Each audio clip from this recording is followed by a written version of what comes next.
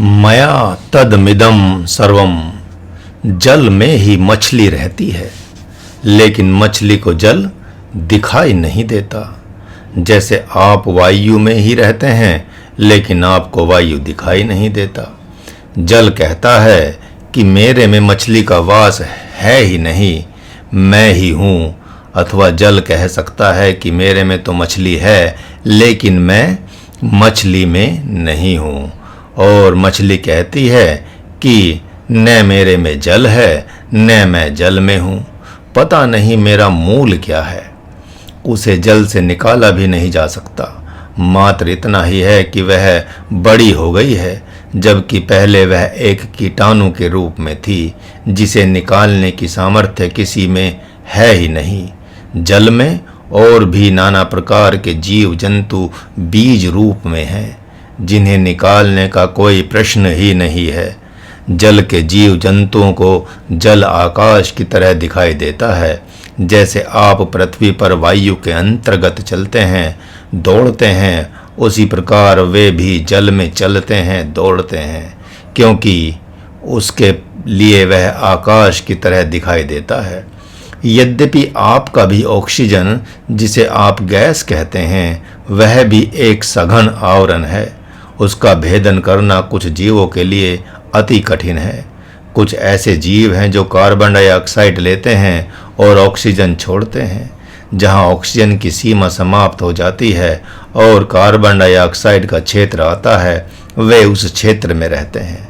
उनके लिए ऑक्सीजन का क्षेत्र जल की नदी की तरह दिखाई पड़ता है।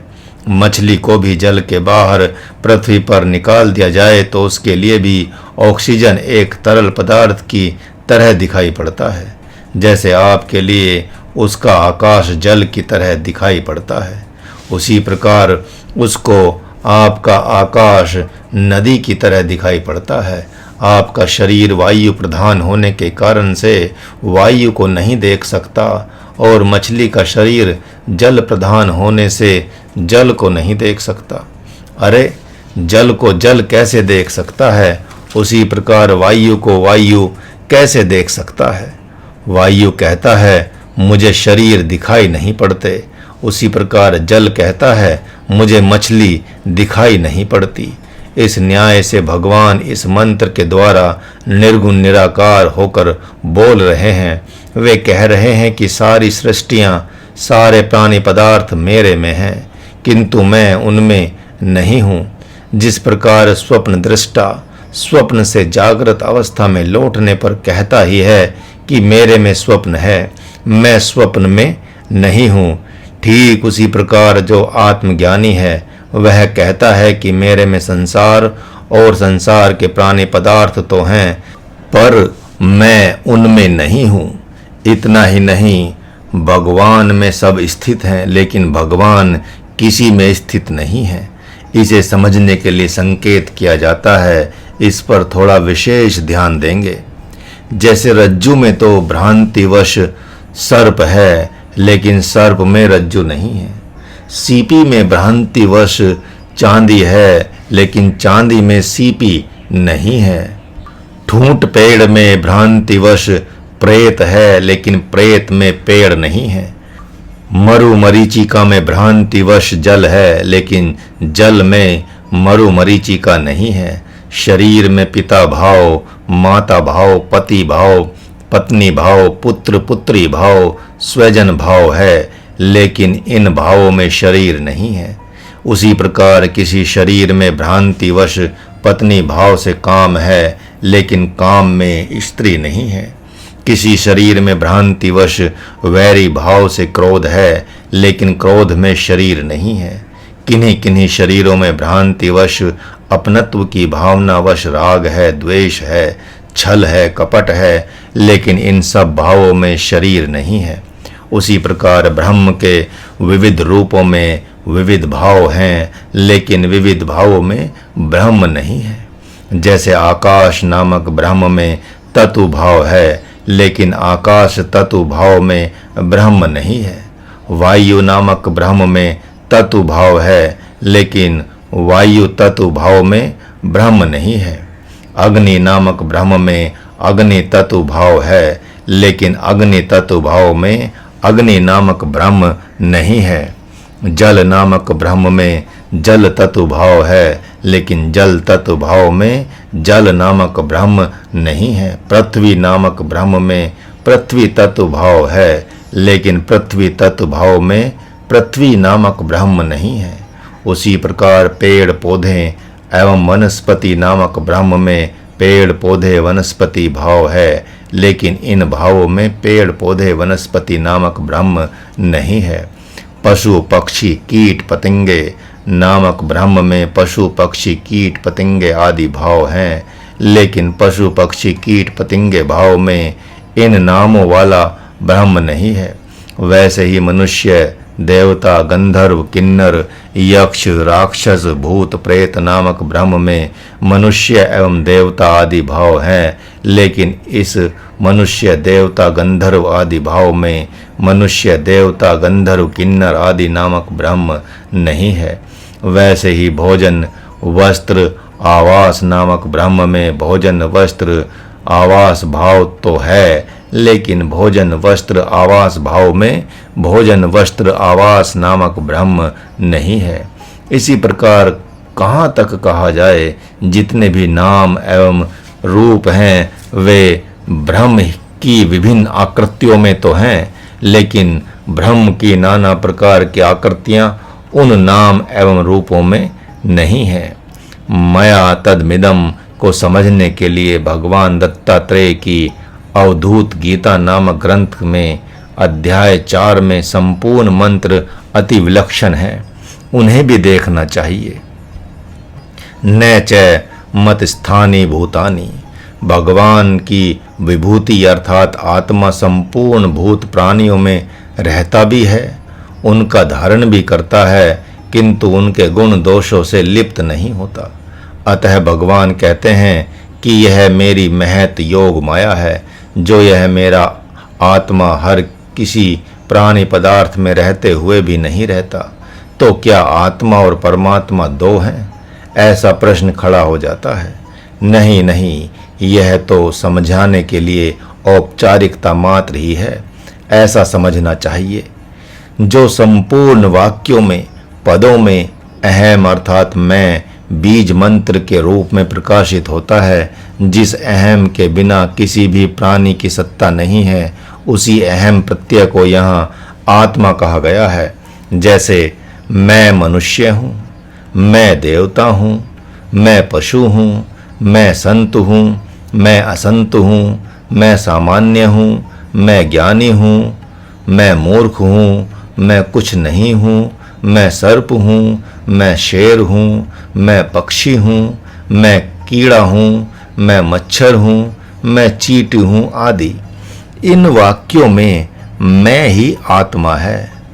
इस मैं के बिना कोई कुछ भी नहीं है।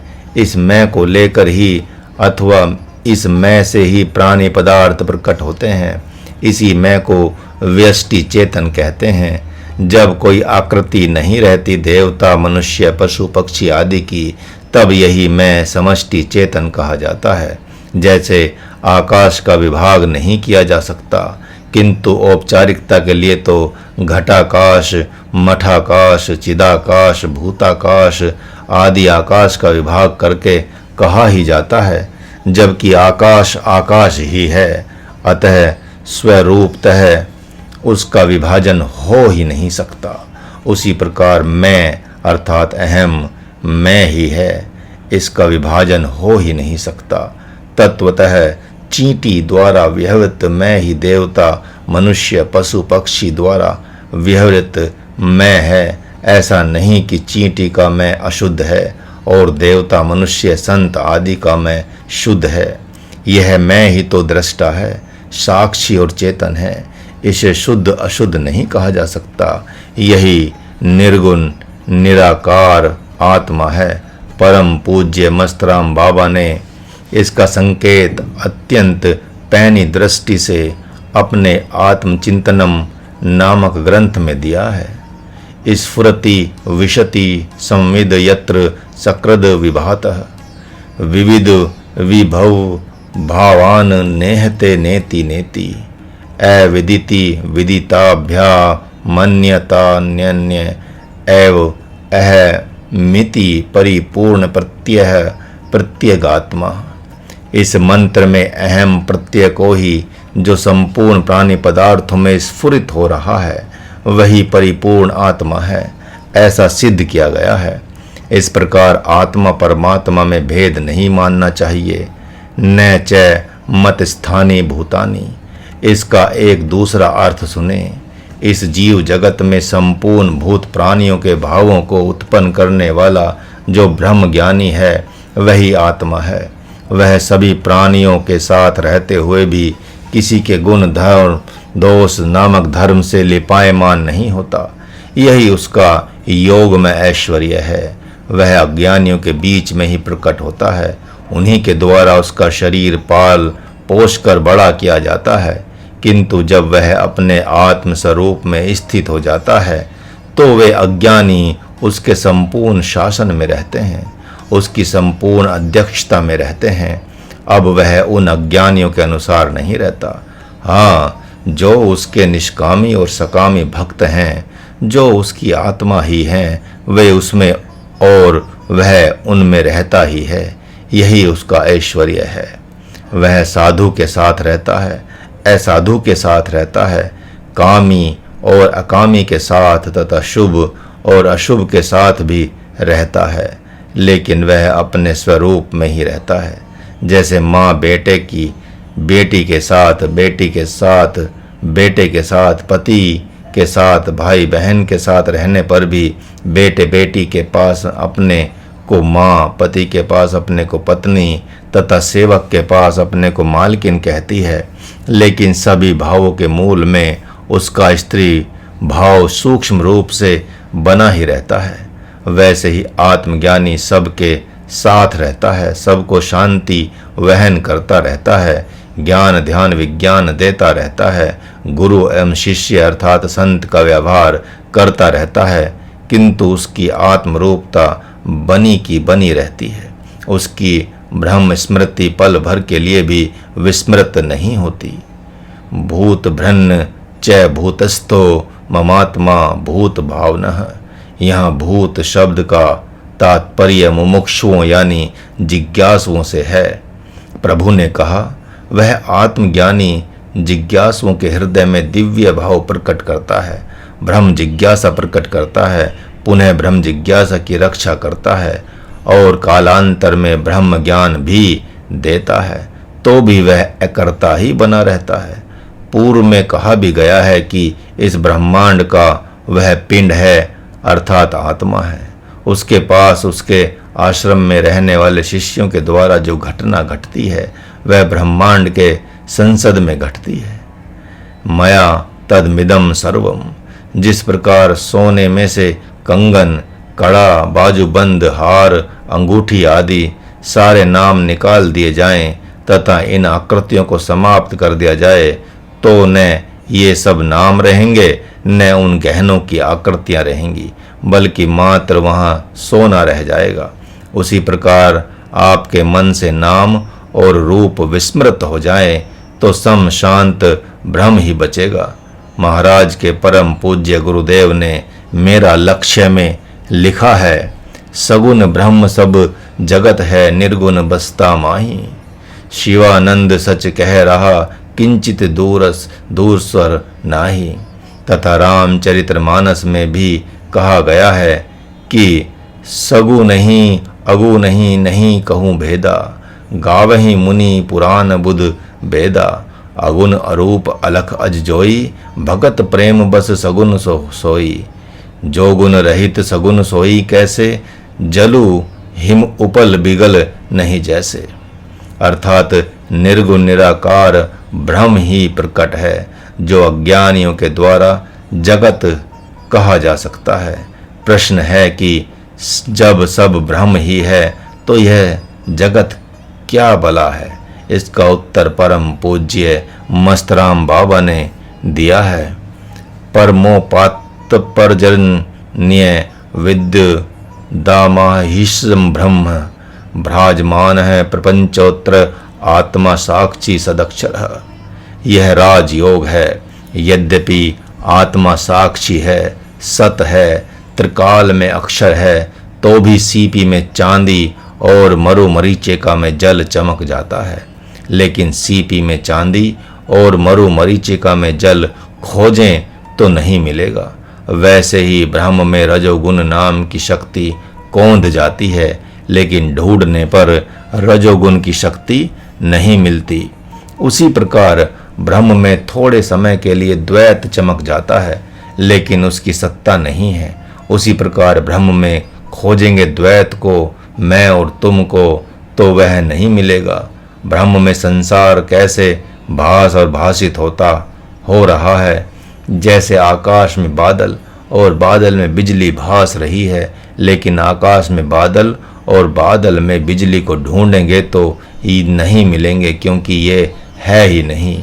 संगठित वाष्प बादल कहलाता है। वैसे ही जिस माया की बात करते हैं उसकी आपने खोज नहीं की, जबकि खोजेंगे तो माया नहीं मिलेगी। अब तक आपने राम को खोजा है, अब माया को खोजें, अर्थात माया पर चिंतन करें जो बाधा बन रही है राम को खोजने में। आप राम को खोजेंगे क्या? जो है उसे खोजा नहीं जा सकता। ब्रह्म कथम भ्रमिथन, यह ब्रह्म ही तो है जो, तो फिर भ्रांति कहाँ से आ रही है? हाँ, भ्राजमान है प्रपंचोत्र।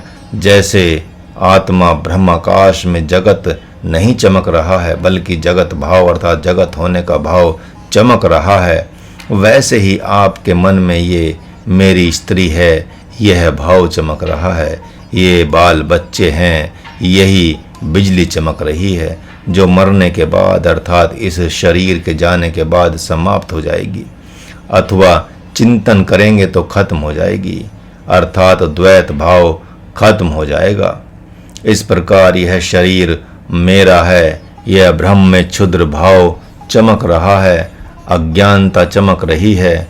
यहाँ द्वैत ज्ञान ही बिजली है। बिजली भी किसी को मारने का कारण बन जाती है, जो इसके घेरे में आएगा भस्म हो जाएगा। भ्राजमान है प्रपंचोत्र। यद्यपि आत्मा साक्षी है, सत है, अक्षर है, जो जिससे प्रकट होता है उसी में प्रकट होता है और उसी में विलीन हो जाता है।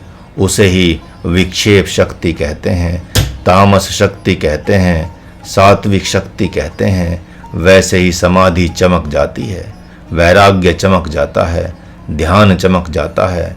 कालांतर में न वह ज्ञान रहता, न ध्यान रहता है, न समाधि रहती है, बल्कि ब्रह्मत्य इत्थम इत्थम ही रहता है।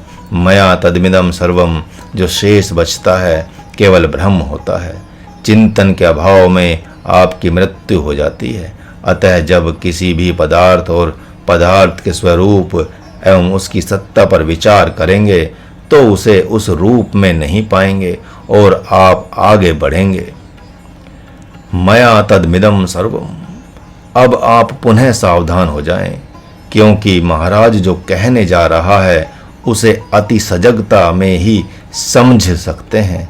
जिसे आप जगत कहते हैं, संसार कहते हैं, वह ब्रह्म के निर्गुण निराकार शरीर के चित्त के किसी एक कोने में भ्रमण करने वाले एक अणु का स्वप्न है। वही अणु स्वप्न देख रहा है, इसलिए उसके स्वप्न जगत के आप स्वप्नर हैं। आपको जिस शरीर पर, संपत्ति पर, भाई बांधव पर, हित मित्रों पर, माता पिता आदि पर बड़ा गर्व हो रहा है, जिसके चलते अहंकार के मद में आप मतवाले हो रहे हैं, वे सब उस अणु के स्वप्ननर और स्वप्न पदार्थ हैं। हाँ, आपकी दृष्टारूपता और उसकी दृष्टारूपता में कोई अंतर नहीं है। जो सत्य है उसको तो सत्य कहना ही पड़ेगा। इसलिए आपके द्वारा मनन, चिंतन, निधिध्यासन सब उन अणु का स्वप्न विषय ही कहा जाएगा। पशु पक्षी कीट पतंगे ये सब स्वप्न देखते हैं। इनका स्वप्न भी उतना ही बड़ा होता है जितना कि उस अणु का यह स्वप्न जगत है। उस अणु के इस स्वप्न जगत में उसके लिए ब्रह्म ज्ञानी और अज्ञानी का शरीर एक महत्व वाला है। चींटी और ब्रह्म ज्ञानी का शरीर एक ही महत्व वाला है। यदि आप जगत के मूल को ढूंढने जाएंगे तो उसी अणु को पाएंगे जिसका यह स्वप्न है, और उस अणु को यदि खोजने जाएंगे तो निर्गुण निराकार परमात्मा को पाएंगे, अर्थात अपने परम चैतन्य घन रूप परम दृष्टा रूपता को ही पाएंगे। आपको न वहाँ ब्रह्मा मिलेंगे, न विष्णु मिलेंगे और न महेश ही मिलेंगे। न उनका लोक ही मिलेगा, न देवलोक मिलेंगे, न सत्यलोक मिलेंगे। जैसे कोई व्यक्ति स्वप्न देख रहा है और यदि कोई संकल्प सिद्ध साधक अपने संकल्प से अपनी स्मृति द्वारा उसके स्वप्न जगत में प्रवेश कर उस सोते हुए को ढूंढे तो वहाँ पर उसका शरीर तो नहीं मिलेगा, बल्कि उसकी स्मृति ही मिलेगी। उसके स्वप्न का आदि मध्य अंत तो मिलेगा ही नहीं, क्योंकि न वह स्वप्न स्थूल है, न सूक्ष्म है, न कारण है, बल्कि वह तो स्मृति रूप ही है।